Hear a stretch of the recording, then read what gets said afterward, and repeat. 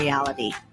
At Set to Love, we offer strategies and ideas on how you can stay out of crazy town. See, your human experience is meant to be lived with meaning, purpose, and creativity. You are here to contribute through your essence. We are best friends, moms, entrepreneurs, and above all, find our flow in assisting you to find yours. We come together weekday mornings to bring you ideas to fall deeper in love with your life and the journey that you are on. Take what works and ditch the rest, and always stay set to love. Thank you for being a part of this community. We're all designed to live in flow. So let's go.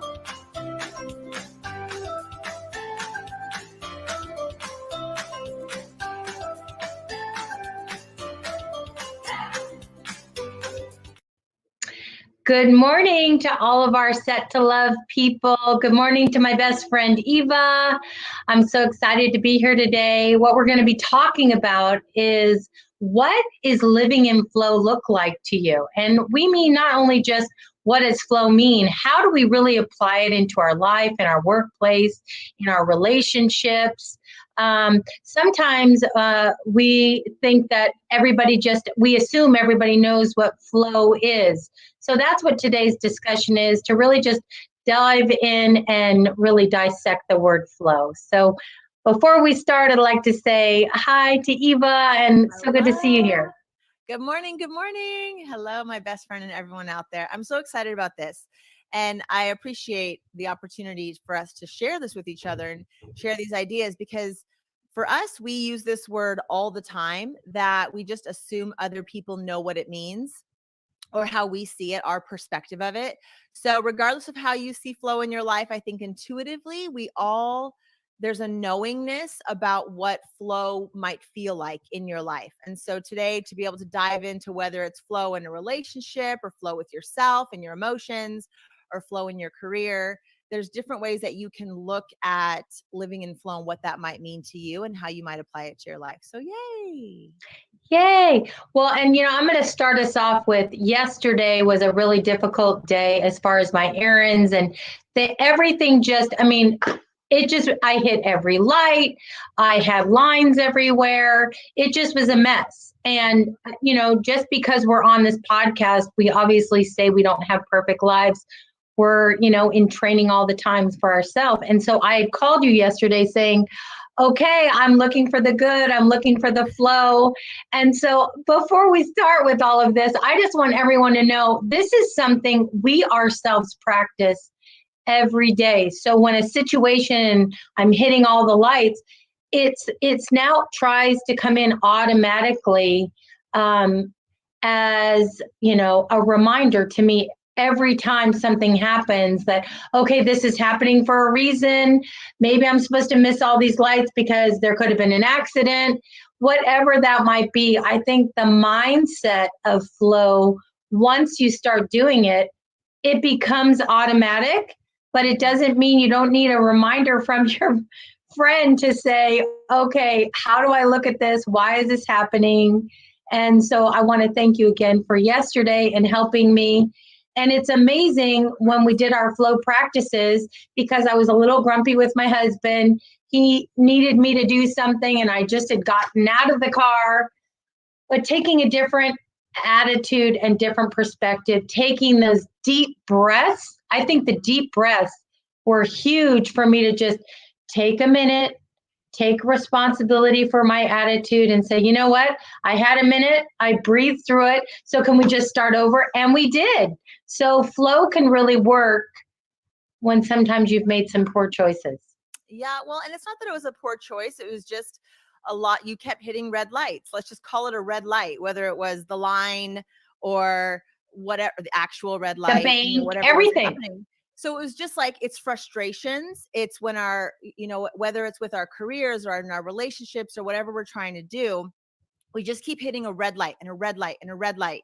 And it's how we react and respond to those red lights. And so it's very easy for us as humans to just become all consumed by those stops and by those things that don't allow us to just move freely in the world. And part of living in flow isn't that things are going to always move in the direction that you want them to move in with with ease. It's really your interpretation of what's happening. So for you yesterday, I said, well, what at the very end of the conversation, it wasn't just about saying, okay, I'm over it. Yes, that's part of it. Like just to say, like, I'm not going to let this carry on with me.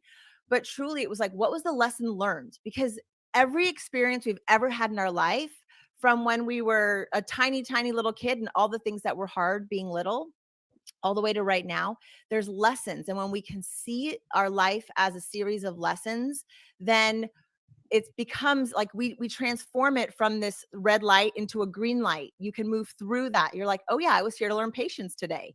Like Yes, what a great opportunity for you to like hit every red light just so you could be like, okay, you know what? It's just going to be what it's going to be. And I don't have to have a negative attitude about it. It's just how it is today. And that just allowed all of a sudden, it was like, nope, like life, you don't get to put all these red lights up in front of me. You literally, you can, but I'm just going to flow right through them because I'm looking at it from how can this help me grow versus. and not only that, Eva, when we spoke on the phone and I took those few breaths and I kind of had a minute to just like, I think that's the other thing is stop and pause when you're feeling frustrated and, having to work on patience, which I work on all the time.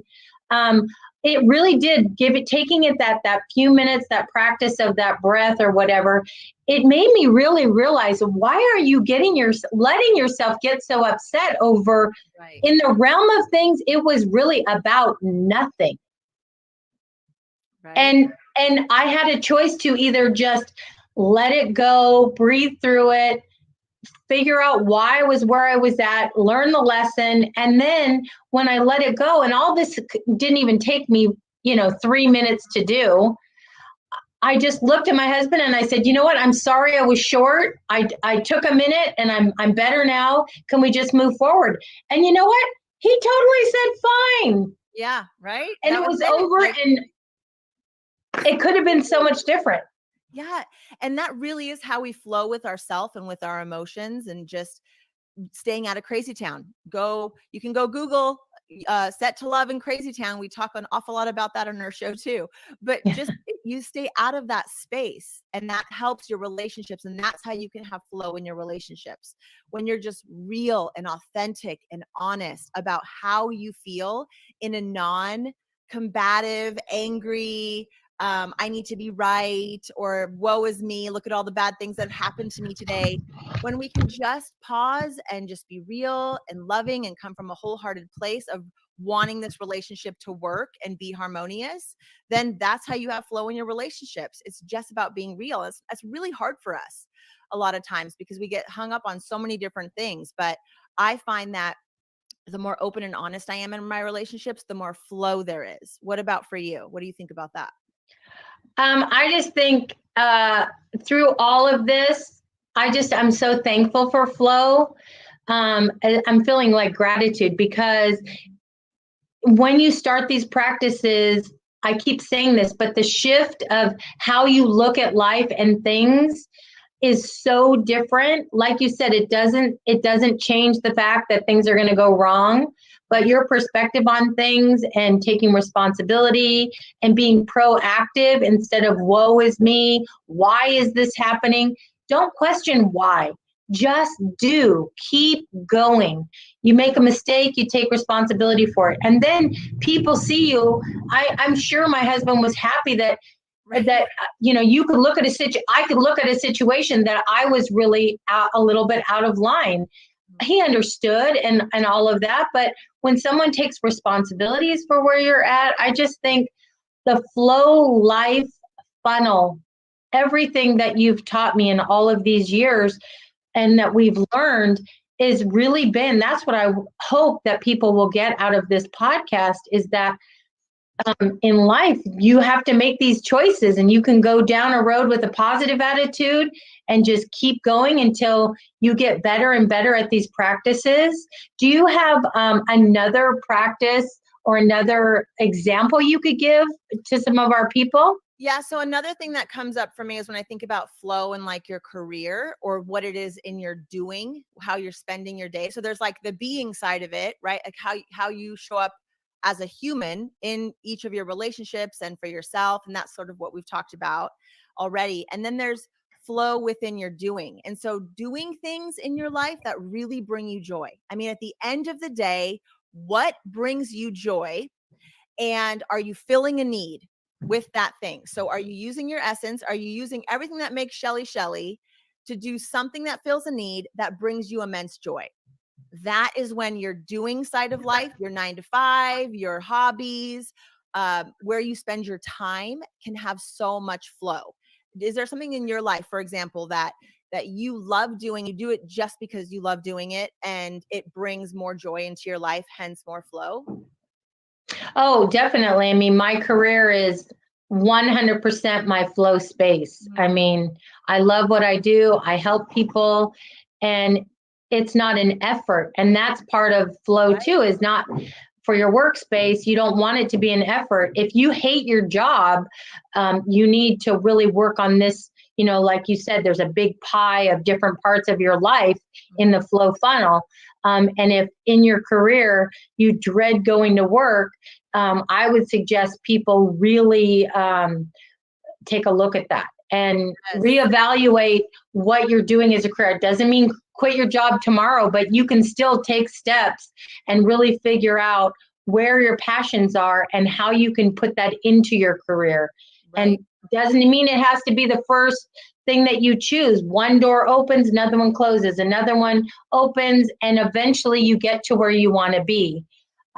So for me, in the life funnel of career, I've nailed that for sure. And I think you have too. For sure. And it's like, because here's the thing about when you're in that space, you feel confident in it, right? So like, if you're going to give love up on someone, give a facial, and really serve them, like you have confidence in doing it.